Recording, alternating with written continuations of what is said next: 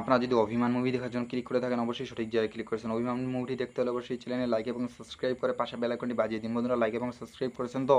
তাহলে চলুন এই মুভির কিছু গুরুত্বপূর্ণ আলোচনা করা যায়। বন্ধুরা এই মুভিটি আপনি 2 থেকে 3 মিনিটের ভিডিওটি দেখলে বুঝতে পেরে যাবেন যে অভিমান মুভিটি আপনি কীভাবে দেখবেন। সো বন্ধুরা এই মুভিটি অনেক জনপ্রিয় এবং ট্রেন্ডিং মুভি, যা আপনাদের মাঝে রিভিউ এবং এক্সপ্লেন করবো আগে।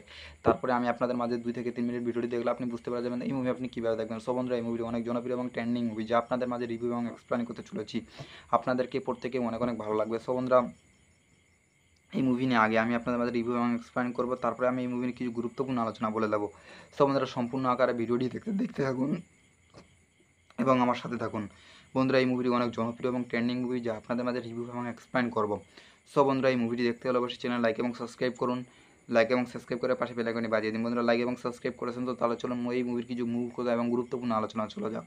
বন্ধুরা এই মুভিটি হলো অভিমান মুভিটি হলো 2016 সালে ভারতীয় বাংলা ভাষার রোমান্টিক চলচ্চিত্র ডিলার্স, যা এই মুভিতে পরিচালক ছিলেন রাজ চক্রবর্তী এবং এই মুভিতে শ্রেষ্ঠার সঙ্গে অভিনয় করেছেন জিৎ এবং সায়ন্তিক ব্যানার্জি, সাজিক ভরত চট্টোপাধ্যায়, শুভশিস গাঙ্গুলি।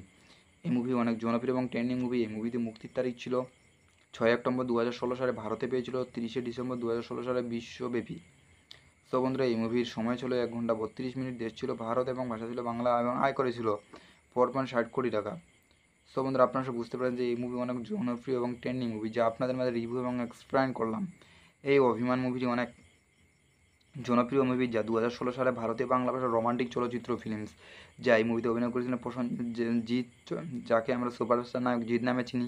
এই মুভিতে আরও অনেকে অভিনয় করেছিলেন। এই মুভিতে অভিনয় করেছেন সায়ন্তিক চট্টোপাধ্যায়, এই মধ্যে মনে করেছেন শুভশ্রী গাঙ্গুলি। এই মুভিতে আরও অনেকে অভিনয় করেছেন, যা আপনাদের মাঝে সংক্ষিপ্ত আকারে বললাম এবং বলার চেষ্টা করলাম। আপনাদেরকে প্রত্যেকে হয়তো অনেক অনেক ভালো লাগছে। ভিডিওটি ভালো লাগলে অবশ্যই চ্যানেল লাইক এবং সাবস্ক্রাইব করতে ভুলবেন না।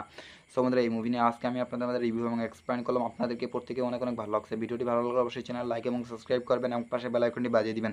সো বন্ধুরা পরে ভিডিওর জন্য অপেক্ষায় থাকবেন। ভালো থাকবেন, সুস্থ থাকবেন। অনেক অনেক ধন্যবাদ।